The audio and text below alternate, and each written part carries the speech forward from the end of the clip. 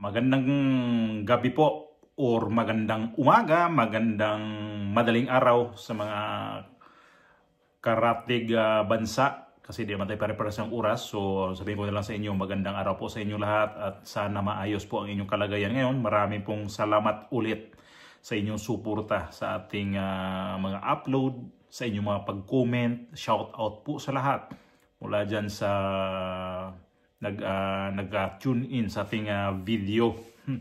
Ito yung natin, yung gawa ng reaction. Itong si Joke Frasco ngayon ay tinitira na sa House of Representatives. Itong tumitira si Asidre at saka itong si Ortega. At hindi lang si Joke Frasco ang tinatarget ngayon, pati na rin itong asawa niyang si Cristina Frasco, itong sa DOT Secretary. Sinabi ko na to na ito, kapag ito si Joke Frasco ay bumalagbag dito sa House of Representatives kasi di niya sinuportaan si Martin Romualdez sinabi ko na to na kapag ito siya hindi suportahan itong si Martin Romualdez, may tendency itong magkainitan talaga to sila. Ayun na nga, kasi itong si Cristina Frasco ay sinisilip na sa House of Representatives. Laglagan na sila dito. Hindi lang si Joke Frasco ang tinitira ngayon, pati itong si Cristina. Ito yung ito yung balita na pumalag itong si Cristina Frasco dito sa dalawang congressman. Itong si Asidre at itong si Ortega. Pasok ang video.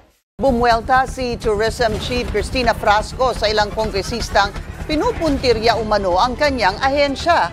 Bagamat hindi anya pinepersonal, hindi raw malabong politika ang ugat ng pag-atake. Ang detalye sa Agenda Report ni Paulo Barcelon.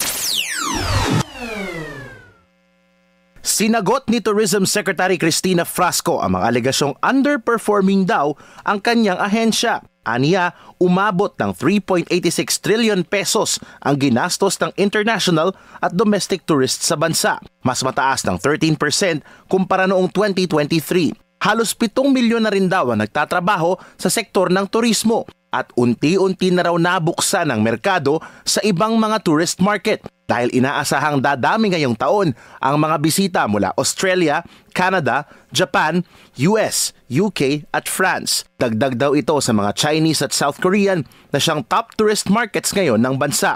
Sa isang statement kamakailan, sinabi ni Tingog Party List Representative Jude Asidre na hindi raw dapat maglagay pa ng excuses ang DOT dahil mas mababa raw sa target nitong 7.7 million tourists ang napapunta noong 2024. Si Deputy Speaker Paulo Ortega naman, sinabing kakarampot lang daw ang kinita ng bansa kontra sa mga kapitbahay nating bansa gaya ng Vietnam at Thailand. Depensa ni Frasco, mahiya naman daw dapat ang mga mambabatas na tumapya sa budget ng ahensya. Lalo't mula sa 1.2 billion pesos noong 2023, bumaba ito sa 200 million pesos noong 2024 at 100 million ngayong taon.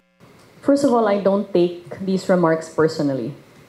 Because when you say that the sector is not delivering, you're talking about over 6 million Filipinos working in the tourism industry and nearly 10 million more stakeholders across the nation.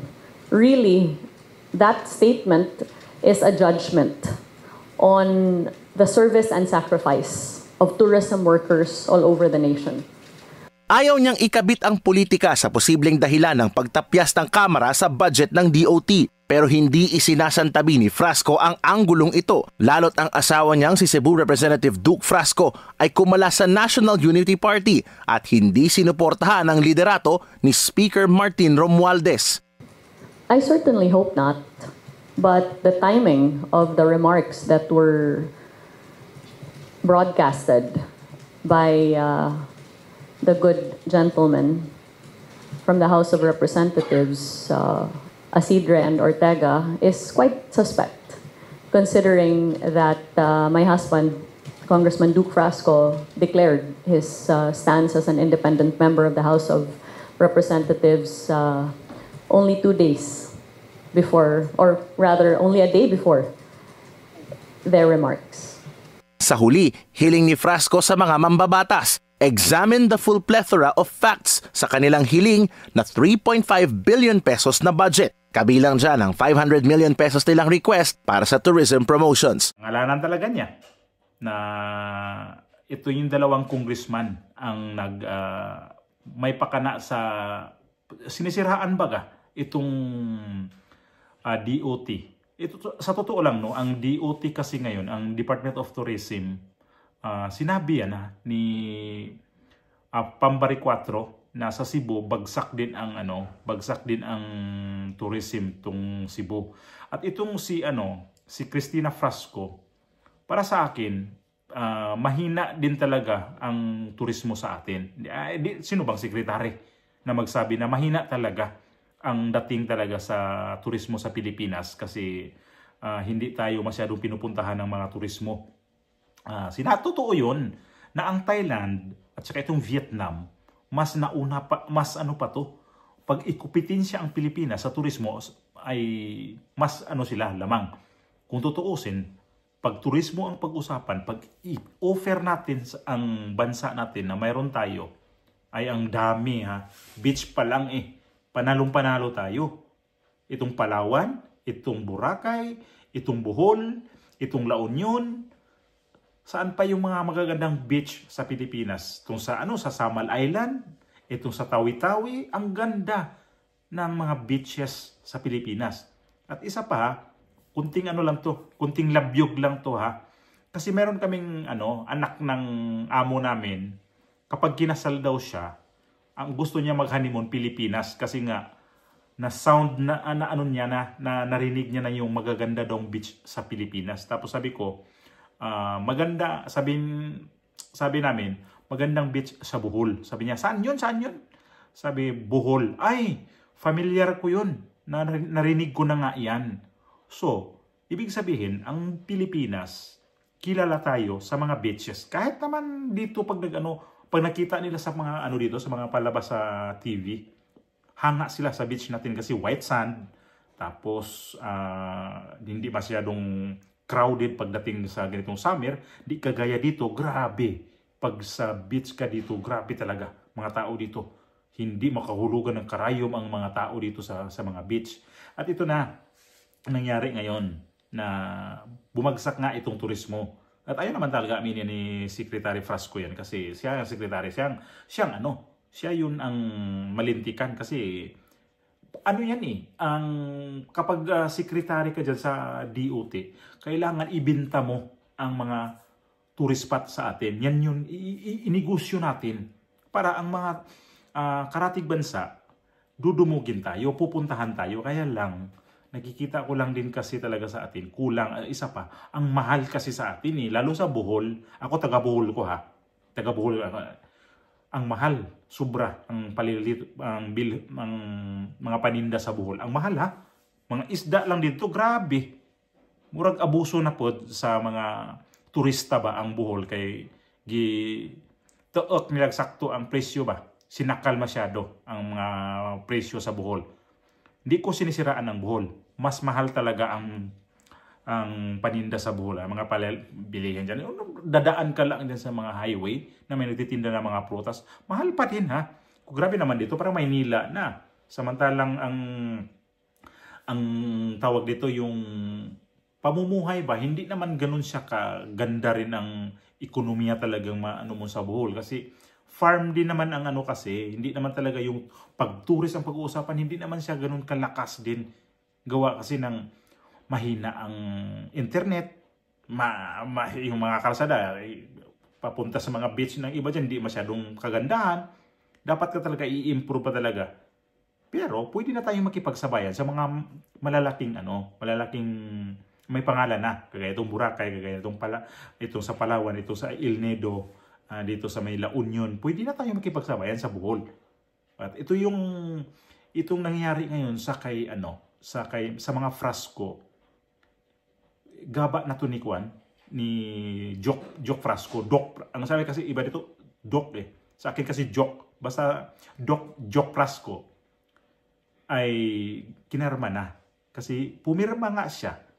Ito yung video para kunti na lang idagdag ko dito. Dito siya nagkamali daghan kayong murag panaot, no? Pero siguro gamito lang na akong higayon karon nga maka-explicar ko ninyo, no, sa sunod usa ka oras to nga ug unsay rason nga nganong nipirma ko sa katong pag-forward sa impeachment complaint sa BP Sara ngadto sa Senado. Nikuyog ko sa 240 kabuok nga mga congressman. Ngadto sa Kongreso, 306 may kabuok, 306. Almost 80% or 240 kabuok nga congressman ni pirma sa pagpadala sa impeachment complaint ngadto sa Senado. Kaya ang Senado man ang muhukom, no? Ang korte sa Senado ang muhukom kung naabay sayop or sa wala, no? Aron sad nga makatubag sad ang ato ang BP Sara sa mga aligasyon nga atong madunggan sa media, kabahin sa confidential funds, kabahin atong iyahang giingnan nga patyon niyang presidente, patyon niya ang first lady. So dili man na sakto nga forum ang media, ang sakto nga forum ngadto sa korte, which is ang Senado. So natagaan siya og higayon nga makatubag sa mga aligasyon, no? Pero ang ako ang rason gyud, akong ipaabot kaninyo duha ka buok ang ako ang reason. Ang number one reason gyud nganong nipirma ko sa pagpahatod sa impeachment complaint ngadto sa Senado, number one reason, labaw sa tanan nga mga reasons, tungod ninyo. Tungod sa ato ang mga programa, tungod sa ato ang mga proyekto, tungod sa mga kalambuan nga ato nang nabubo dinhi sa ato ang lungsod sa Liloan o sa tibuok 5 distrito. Di man ko gusto nga marisgo ang ato ang mga programa, marisgo ang ato ang mga proyekto, no, sa lungsod sa Liloan sa tibuok 5 distrito kung dili ko mukuyog sa kadaghanan 240 ka buok nga mga congressman. Mao na number one reason nako. Ikaduha na ko nga rason, dili kay ni siya importante, personal ni siya nga reason sa kaagi namo ni BP Sara. Ako lang sa ning i-share na gyud ninyo.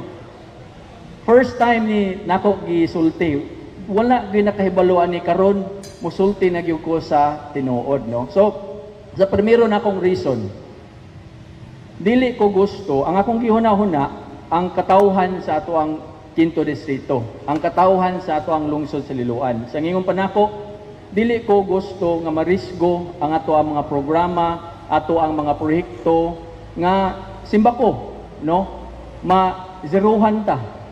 Simbako mawagtang ning tanan, dili nimo padayon ang ato ang mga programa o ato mga proyekto, no. Hinumdumi ninyo mga kaigsuonan ko, karong 2025 dili ni siya presidential election. Walay tay bag-ong presidente ikahuman sa Mayo 12, 2025. Ang presidente nato nga naglingkod karon, ang vice presidente nato nga naglingkod karon, mao ra gyapon ang presidente o ang vice presidente ikahuman sa eleksyon sa Mayo 12, 2025. Kung pananglitan, dili ko mukuyog sa kadaghanan ngadto sa Kongreso. Unya sa 240 ka buok wa ko mukuyog, sumauwahi ko. Asa man ko padulong niya, mangayo kong project. Suito man siguro mo ani, no, kaning politika. Mangayo kong project, asa man ko padulong. Masiruhan ko, dili ko makahatag og ayuda para sa to ang mga mananagat. Kibaw ba mo, 16,000 kabuok ang scholars nato sa 5 distrito. Ano ngayon? Pumirma ka sa impeachment para hindi ka mawalan ng suporta sa speaker na yung mga ganyan, budget, kasi may mga scholarship daw siya, may mga sinusuportaan siya sa kanyang distrito, sa Cebu, sa 5 distrito. Eh ngayon, ano nangyari na? Kayo mismo naglaglagan na kayong mga congressman. Yun na mahirap nga dito eh. Kapag mga hindi na nagiging kaalyado, wala ka na. Tae ka na, basura ka na, Frasco. Binasura na talaga siya dito. At hindi lang siya dito ang bumalagbag sa kay Martin Romualdez. Itong si tatlo to sila, si Benitez at sa Negros Occidental ito, si Albi Benitez. Ito sa Cebu to si Joke Frasco sa 5th District ng Cebu. Itong si Toby Chanco, Lone District of Nabutas. Sila yung tatlo na hindi sinuportaan si Martin Romualdez. Ngayon, ito si Joke Frasco, naghabol ng budget, naghabol ng project sa kanyang distrito. Ayun, dito siya bibigyan. Hindi na nga bigyan ng budget, sinisilip pa yung departamento ng asawa, yung asawa niya na hindi daw masyadong nag-perform sa mga turista. So, ito na ngayon ang magiging labad sa sakit sa ulo to ni Jock Frasco. Wala, nilaglag pa nga. Tinanggal siya sa kanyang partidong INUP. Hindi lang, sinipa to Noong nakaraang buwan lang to sinipa dahil doon sa hayagan niya, hindi niya suportaan ito si Martin Romualdez. Sinipa siya. Ito si Villafuerte, itong sa Bicol Region ng congressman. So, tinanggal pa siya. Ngayon, wala pa siya mga project kasi sinong magbibigay sa kanya. Yan ba, ang tanong ko nga dito lagi, ano ba? Ano ba talaga ang mga congressman? Ay para sa mga project o para sa batas? Naman, Tagilid ang mga Frasco ngayon, ha? Tagilid ang nanay nila, talo pa. Ayun. Yung pati itong anak niya, tagilid din. Pati manugang, tagilid na. Sure. Kamalas-malas ninyo ngayon, mga Garcia. Kasi ito si DOT Secretary, anak to ni Garcia. Ito si Gwen Garcia, anak niya to. Itong si Cristina Garcia Frasco. Ayan, patay tayo dyan.